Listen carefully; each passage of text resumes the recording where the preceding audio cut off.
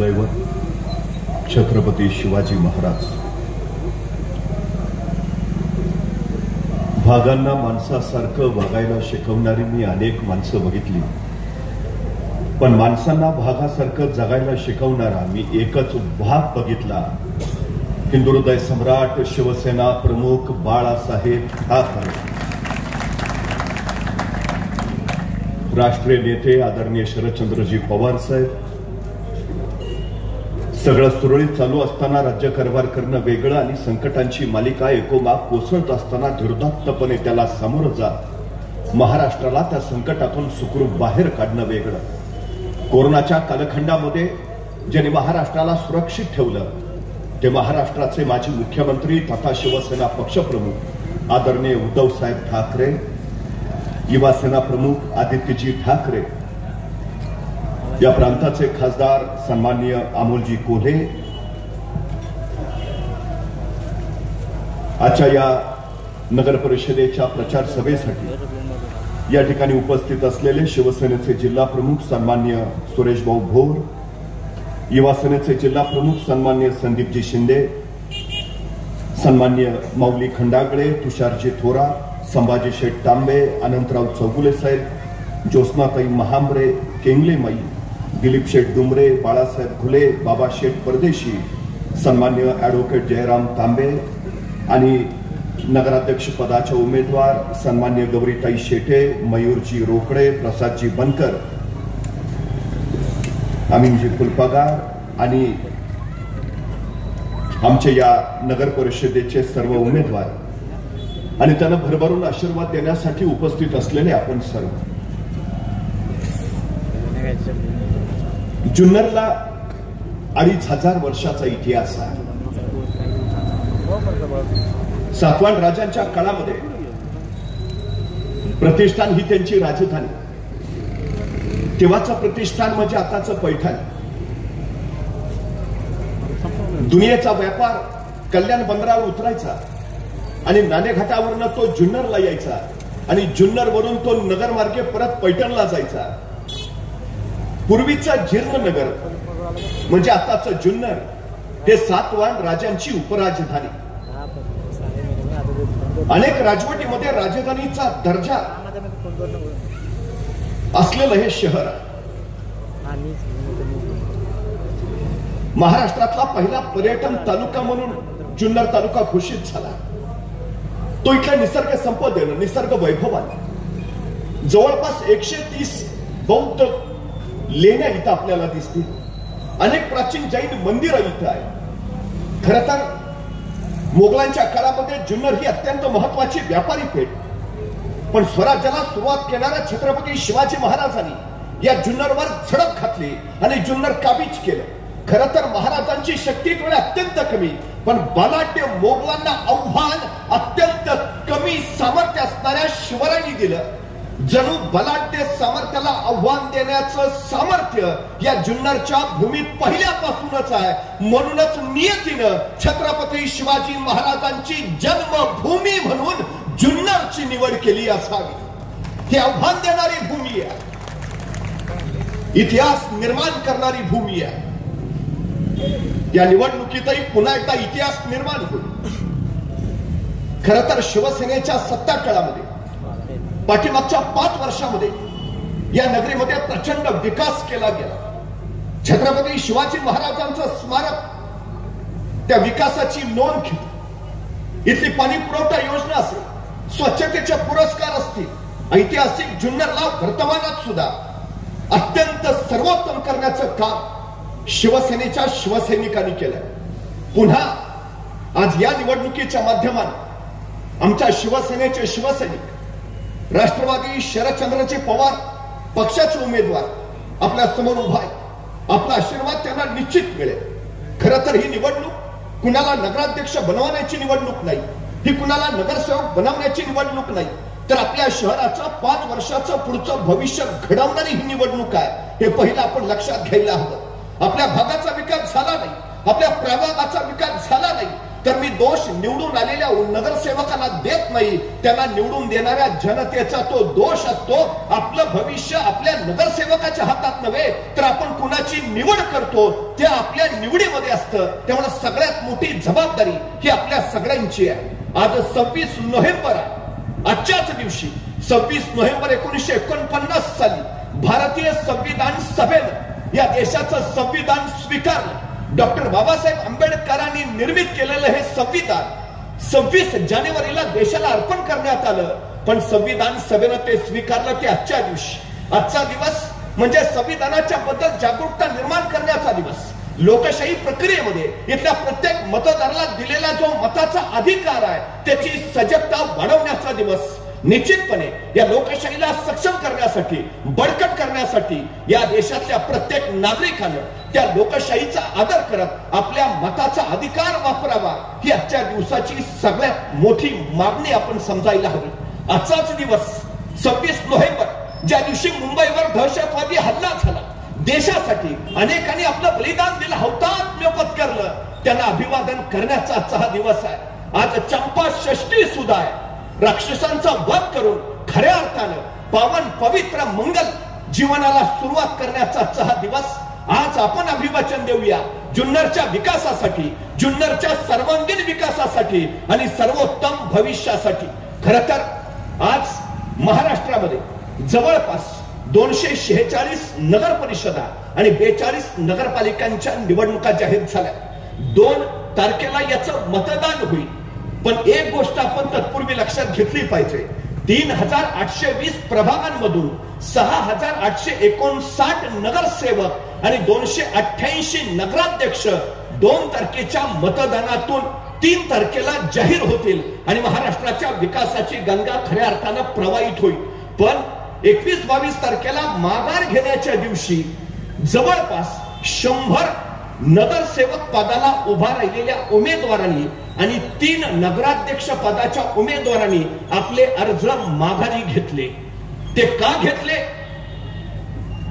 ते आपल्या सगळ्यांना माहिती आहे.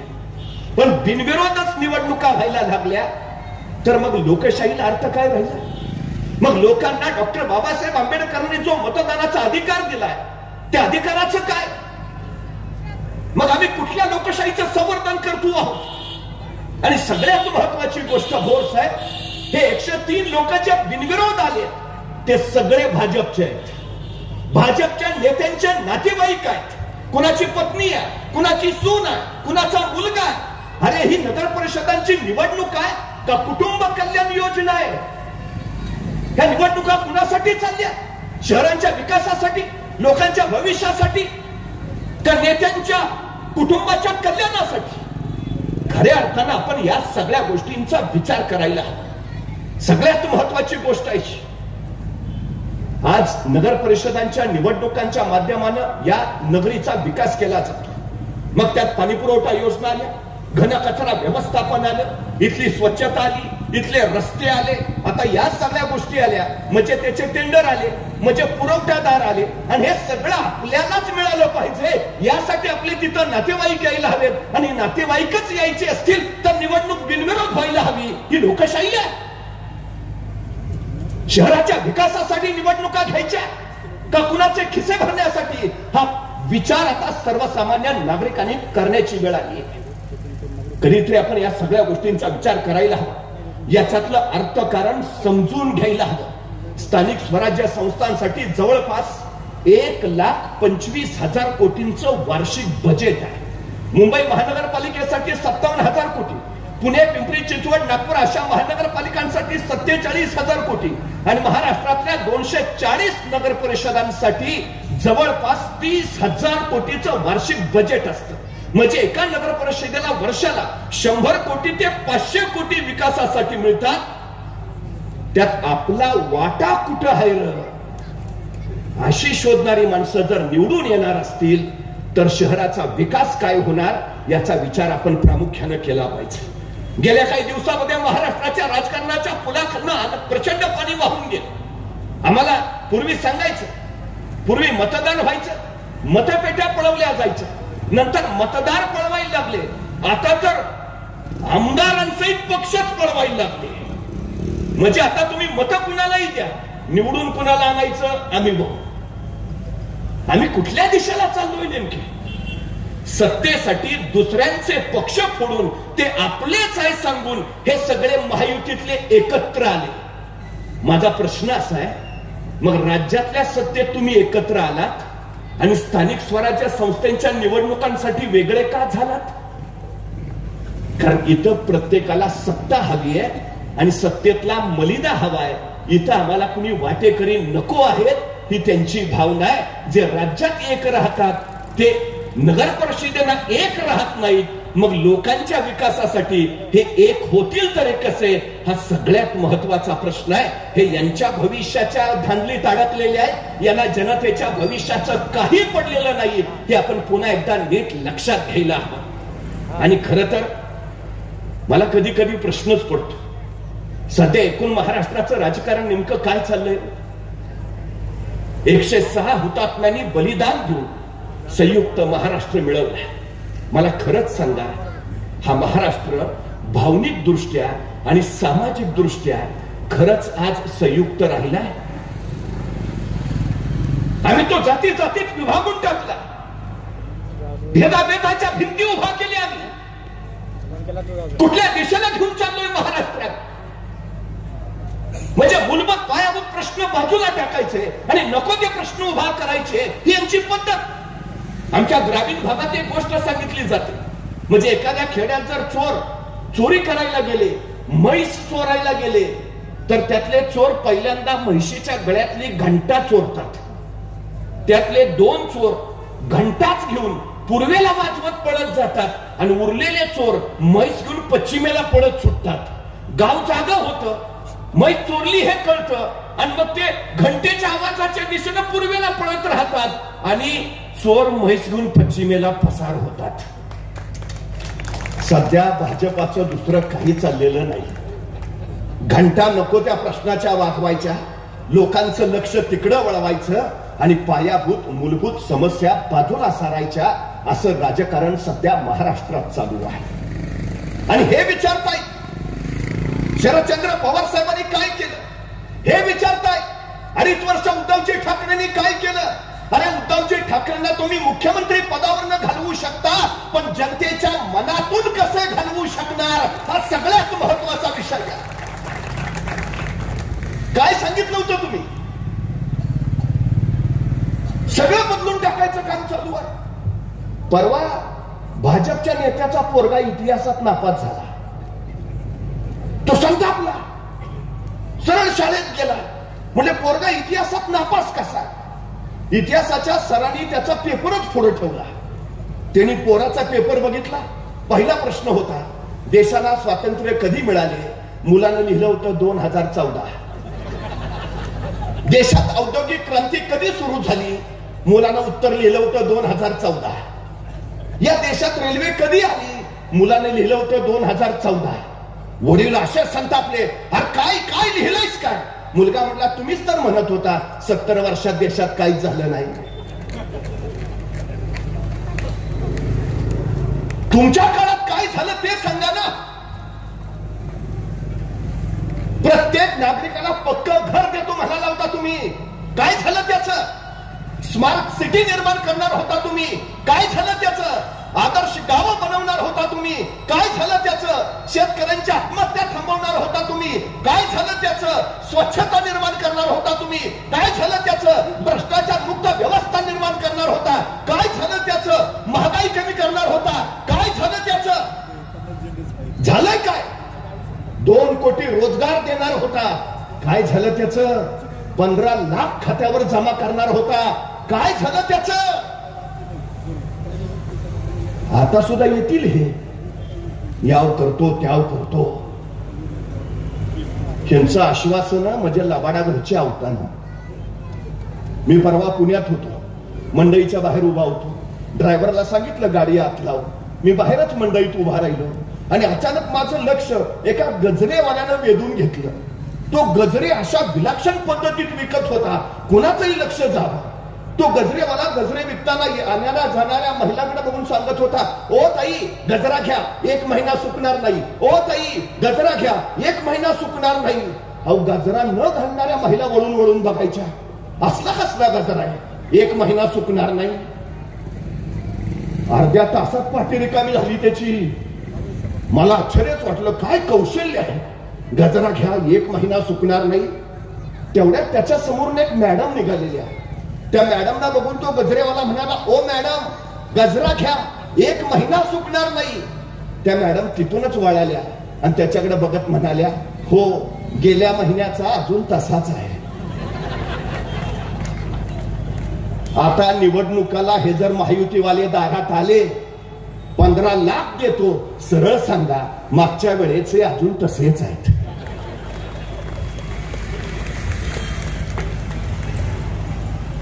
नुसता घोषणांचा सुकाळ, प्रत्यक्ष कृतीचा दुष्काळ. शिवसेनेच्या ताब्यात तुम्ही जुन्नरची सत्ता दिलीत. गेल्या 5 वर्षात शिवसेनेनं काय करून दाखवलंय हे तुम्ही याची देही याची डोळा पाहता आहात. तोच विकास पुढे सातत्यानं चालू ठेवण्यासाठी पुन्हा एकदा या निवडणुकीमध्ये तुम्ही मशाल आणि तुतारीच्या चिन्हाचं बटन दाबा आणि जुन्नरच्या विकासाचा मार्ग गतिमान करा, ही तुम्हाला विनंती आहे. आणि आज पर्याय नाही. आज अवस्था काय झाली आहे राज्याची. लाडकी बहीण योजनेची नव्हे, सुरक्षित बहीण योजनेची आज राज्याला सगळ्यात जास्त गरज आहे.